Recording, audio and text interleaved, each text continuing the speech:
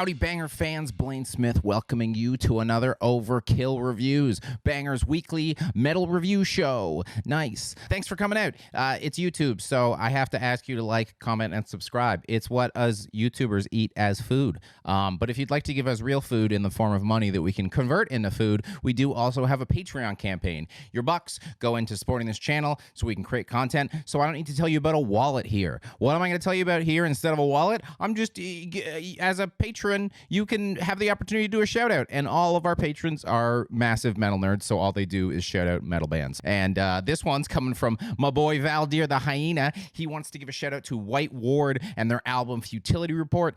He says this group from the Ukraine puts out some highly experimental black metal. He loves it. I love it. You should check it out. You'll definitely love it. And if you love me, you can come over to my Twitch channel, twitch.tv/metalcomedy. We review things. We play video games. I research metal monthly, so you can find out about great bands with me, like this band, Grave Miasma. Thanks for the shirt, guys.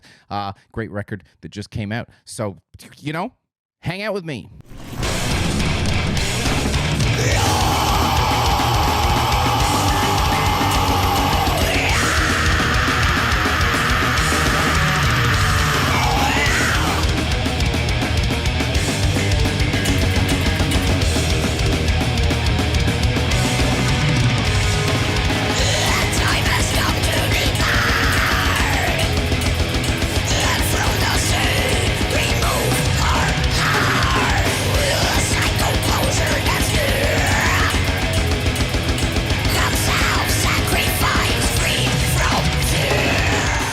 Yes, it's the new album by Crypta. It's called Echoes of the Soul. It came out June 11th on Napalm Records, which is today. But let's go over to that bio segment, because for once, there's something interesting to say about a band in their bio. Isn't that nice? So Crypta are a mostly Brazilian, but also a little bit Netherlands death metal act that formed in 2019. Despite forming in 2019, this is their first output of any kind, so essentially, they formed today. Let's just say they formed today. Despite forming today, you might have already heard of them, though, because it is the new project by now ex-Nervosa bassist and vocalist Fernanda Lira, who, while technically not a founding member of Nervosa, played on every record they made except the record they made this year, because that one was made this year, and she's doing this now. That should be pretty clear. Anyways, so she's made a new band and, I don't know, gathered a bunch of children to do it with her. She brought over from Nervosa drummer Luana D'Amato, who's a 24-year-old. She got two guitar players. One of them is Tanya Bergameshi, who's 25, and from what I can tell, this is her first full-length album. And she also reached out to the Netherlands, as mentioned, to grab Sonia Nuselder, who's played on 2 Burning Witches records, despite only being 22. Jesus Christ. It's very embarrassing for y'all have done this much at your age when I'm sitting here criticizing your record as a significantly less talented mid-30s man. So let's now hear a significantly less talented mid-30s man criticize this record. So off the top, there's potentially a lot working against this record in the old noggin. You've got Fernanda's profile, but despite that, she's basically a veteran player who's been traded to a new team and has to bring together a group of talented rookies to get them up to snuff, like it's some 90s sports movie. You've got the fact that one of those rookies was across the ocean for a good portion of the writing, and then you've just got the fact that Nervosa released a very good album this year, and this is coming on the heels of it, and it's inevitably going to compare to that.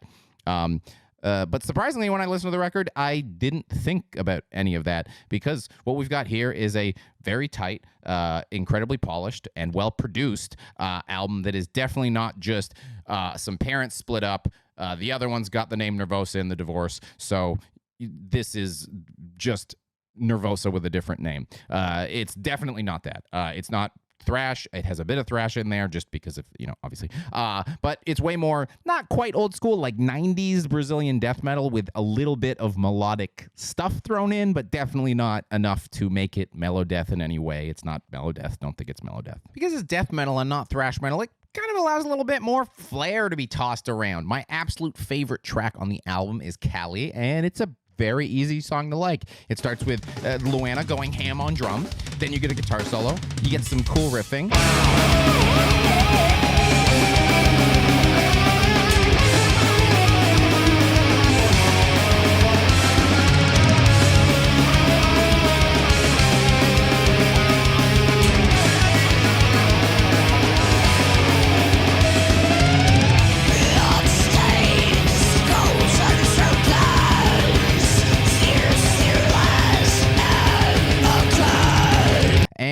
then the song's over and you're like, oh, damn, can I get some more of that? And you absolutely can. If you want solos, don't worry. They're goddamn everywhere on this record. It's like you can't rent a car yet, but you can write 20 solos. Okay, asshole, slow down, leave some for the rest of us. Even more surprising is the occasional slow melodic part is also really good. During fourth track, Death Arcana, we get like a full 30 seconds of Sonia doing a really nice melodic solo, and then she tosses 200 notes at the end to just be like, hey, I can do that, don't forget.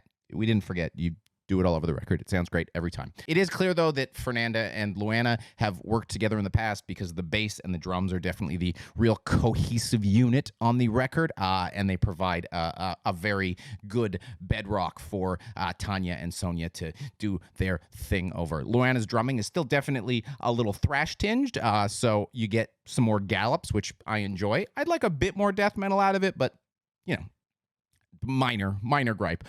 Fernanda's bass is nice and low and chunky and sounds really great on tracks like Blood and Heritage.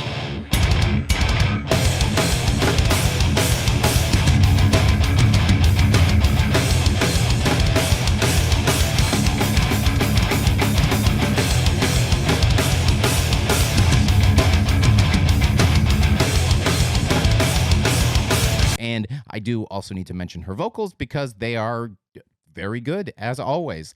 She still has her more kind of high, thrashy stuff, but she does toss in some lower vocals, which also work really well. But the vocals just really stitch everything together well. They guide you from segment to segment, and they're very good, and it makes sense that, you know, she's showing off that kind of veteran chops in both things she does. Most of the record's shortcomings do feel like they could be chalked up to the fact that this is a band's first record, and most of the band is very young. And I mean, I've been talking about Fernanda like she's some senior. She's 31. She's also very young. And despite this, they've managed to create a record that has all the great moments it needs. It's just that sometimes connecting those great moments is where they have trouble. As I mentioned earlier, Fernanda's vocals frequently do a good job of connecting those dots. But take Single Starvation. When she stops singing and they're just sort of playing, it's like, eh.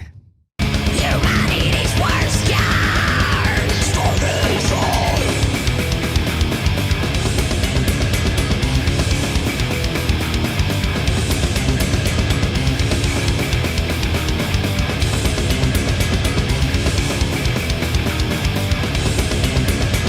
Just one more in a billion serving like this systematically. It all feels like it goes on a bar or two too long. Like, trim that. Get that out of there. It's worth the wait. I get to a great solo. I get to a cool part, but let me buy one of those speed passes. Skip to the front of the line. Get on this curly-ass slide quicker. Second, there's an intro track. It's dumb.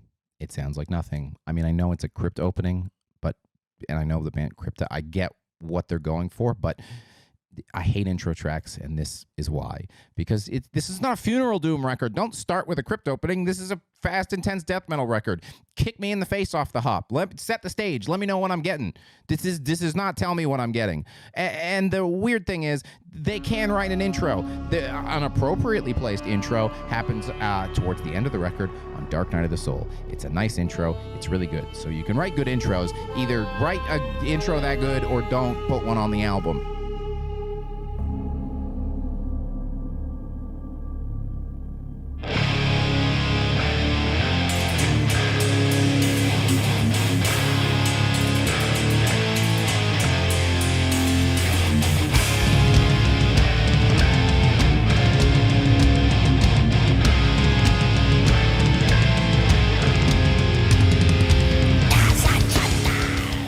And speaking of Dark Night of the Soul, boy, what a fitting way to close an album. It has that great intro, like I said. That outro is this heavy metal, cool kind of fade out. The song in between these things is really good. Boy, what a nice way to put a record to bed. Except wake up, the record's not done. There's a song left. Why is this song coming after it? Again, it's not a bad song. There's nothing wrong with that song. It's just that, hey, this song was really good and it really sounded like an album closer. The only way you made this next song sound like an album closer is it kind of just stops and there's like 5 seconds of fire, like on that Spectral Lore Wound Spectral Wound record I just reviewed.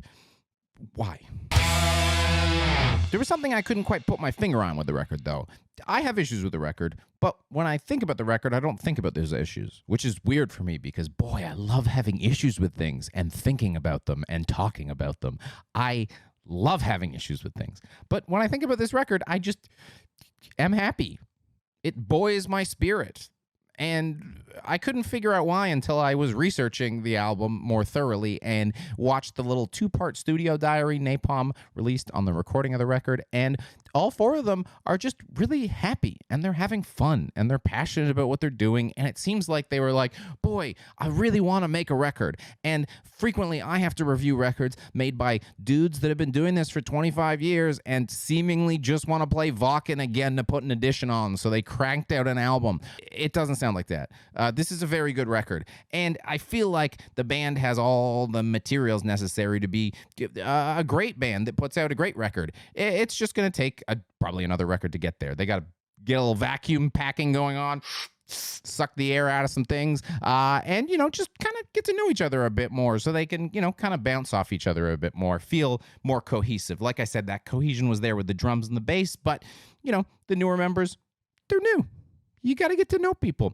I really am excited for the next record. But unlike a lot of times when I say that, I'm still going to really listen to this record and enjoy it until then. So that's why I'm giving it 3.5 out of 5 skulls that are really happy to be here. Really happy.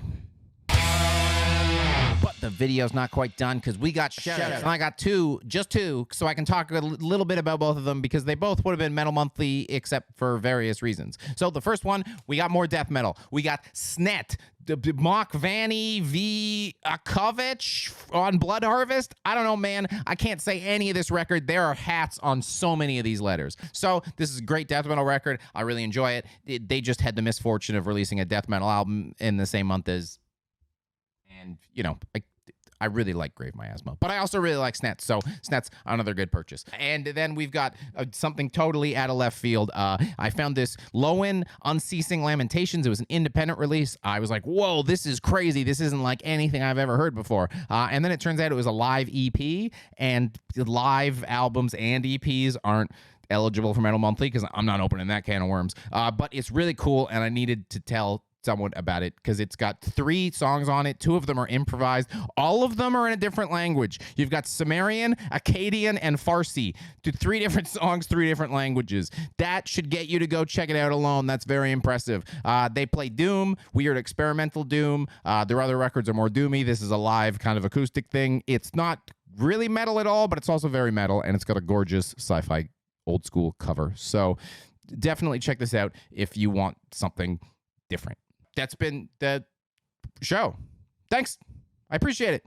We appreciate it. We also appreciate when you like and subscribe and comment. I'll get down there and comment with you. We can, you can spell my name wrong. I'll spell your name wrong. It's a fun time. I appreciate it. I appreciate you. We appreciate you. Thanks for coming out. Bye.